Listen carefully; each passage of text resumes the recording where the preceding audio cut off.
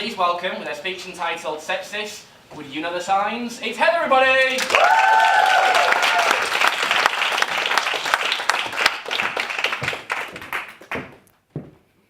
Good evening. So I've taken the opportunity tonight to speak to you about my experience with a condition that affects, causes more deaths every year actually than breast cancer, bowel cancer and prostate cancer combined.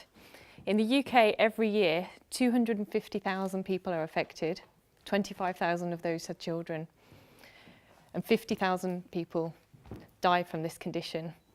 So my experience with this started a couple of years ago, and it was just an innocent weekend. I was down going to London with my friends for a birthday weekend. We had loads planned, a nice evening, food, drinks and everything. Everything was going great. And I woke up the next morning and I was feeling, all I can say, a little bit off. So sort of got off, got ready, went to go to the bathroom, and I was actually struggling to go to the bathroom, struggling to go to the toilet.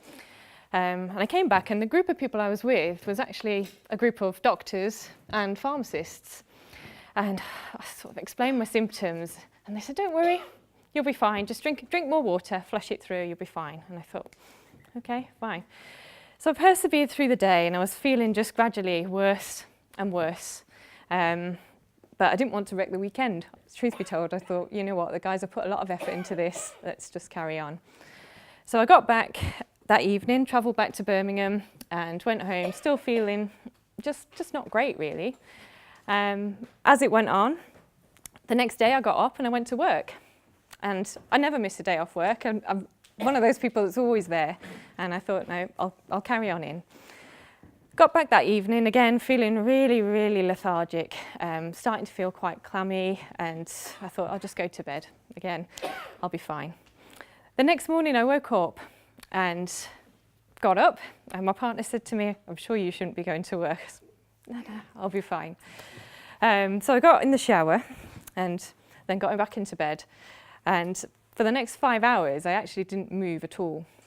And I kept thinking, I'll get ready in a minute, and I couldn't do it, and I was getting progressively and quickly more and more lethargic.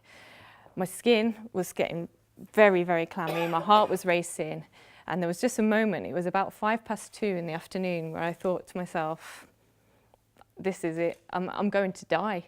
That was the honest feeling I had in me, was that actually I'm going to die, I'm not going to make this. And there was something inside me that sort of told me, right, get to a hospital now. And that was exactly what I did. And I arrived in the A&E department and was greeted by a slightly unpleasant receptionist, the truth be told. And she said it'll be about a 4-hour wait. And I stood there and I thought, I haven't got 4 hours. I knew I didn't have 4 hours. Luckily, a really pleasant nurse came out and she took me in for triage. And she took one look at me and rushed me right through. And all of a sudden, there was just panic stations in this hospital.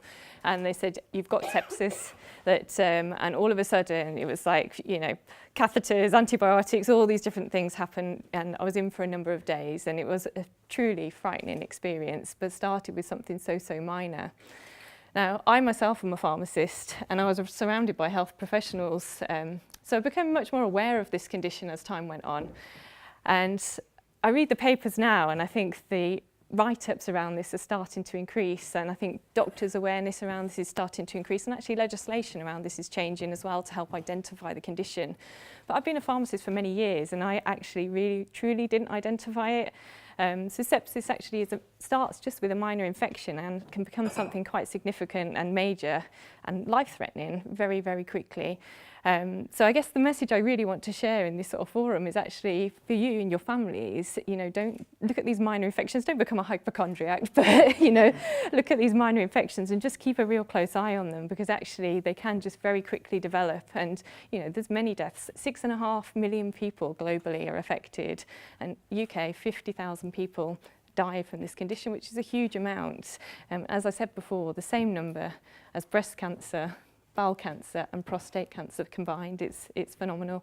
So my ask to you tonight is just to take away the message that minor infections, keep a close watch on them, and those symptoms, shivering, clammy skin, you know, things that feel, you know, very general that you'd have with lots of conditions, But mainly that symptom of, oh my goodness, I'm going to die, that actually is one of the symptoms of the condition, you know, and it really is a true thing, you know, that I can't sort of say any different to that. So my message really is just take that away and just bear it in mind when you have friends, colleagues that are unwell, because actually it really can progress quite quickly. So share the message, share the severity, and keep yourselves well, please. Thank you.